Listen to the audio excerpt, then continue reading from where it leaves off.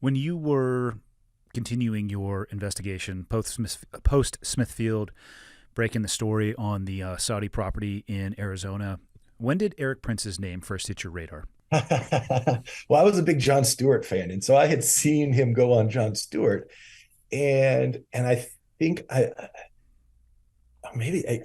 saw him go on Jon Stewart, and I saw him talk about investing in agriculture in Africa, and that it just was surprising, and it just sort of seeded this idea.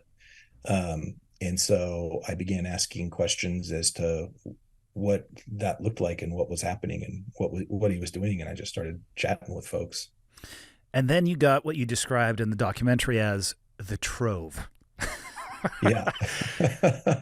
Do you want to? I'm not even going to attempt to describe it. I'll let you describe what it is, and that's obviously why I asked the question about Erik. So we got access to some of his communications, and our interest was those pertaining to an operation he had to invest in land across Africa. And not surprisingly, that land included hydrocarbons and minerals, but it also, and this was the largest slice of that project, was agriculture.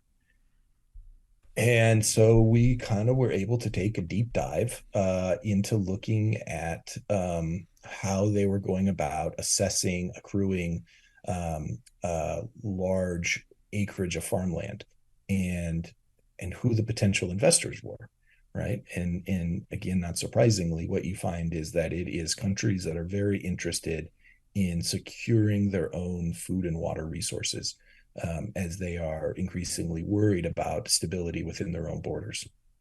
Did anybody from his organization ever get back to you? I know you were trying to call him a few times in the documentary. Sounds like it went straight to voicemail. Yeah, no one, nobody was willing to speak on the record with us. Yeah, no one wanted to chat on the record with us. But as you know, we had a very deep look into that operation, and it oftentimes we're left on the outside, looking at press releases, corporate statements, quarterly reports, annual reports, where companies are obviously going to present what it is they want the public to take away from what they're doing. And what this gave us is an opportunity to say, okay, but like, how are folks really chatting and talking with each other about their intent and about what they're seeing and about what's driving this? And in this case, with the issue of food and water, I think it's of such global importance that I hope people take the time to see how those conversations look, because I do think it's illuminating. And I think,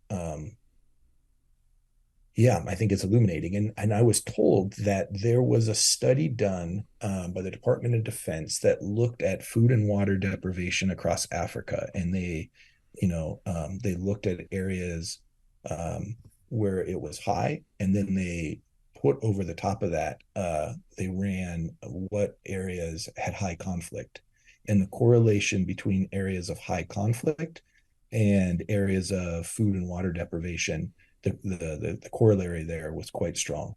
If you take And people to a place, whether artificially imposed or naturally imposed, where they have nothing to lose and they're literally fighting for their survival, to expect anything other than unrest, in my opinion at least, would be unreasonable. I agree. I think it's just like that's who we are as a species, just But then to be human. you could reverse engineer that too.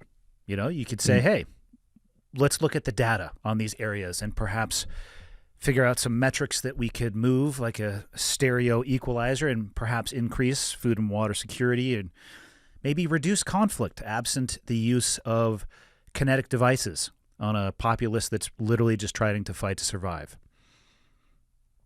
Exactly. And I think that is what people, are hoping to do. I really, there's a woman, Molly John, who was the dean of agriculture at the University of Wisconsin-Madison. And she started doing reports, I think, that were going to the intelligence communities and others. And now she's in the DoD. She's working directly for the Department of Defense, helping to look at I think, just what you described. How is it that you can begin to move the needle on preventing those situations from ever arising? Because it really, the truth is that there is enough water to grow enough calories to feed everyone on the planet today. And not just today, but in the year 2050, when there could be 9 or 10 billion people, there will still be enough water to grow enough calories to feed everybody. So it is an engineering solution. The question is whether or not global leaders or even leaders in the United States are gonna take up action to begin to solve this problem in a meaningful way. Well, if they don't, it's going to leave it to people like Erik, who are going to try to solve the problem on their own through their own groups for the purposes and reasonings that they have, versus, not that I think our government is altruistic and always has our best interests in mind, but it's an interesting, the fact that you guys got to see the inside baseball, if you will, the internal communication and dialogue and sales pitch, as opposed to the external Instagram feed of just wave tops and they want to present the best image possible. That's like playing chess with somebody, but they're writing down their moves 5 steps ahead, and you get to look at that before getting onto the chessboard.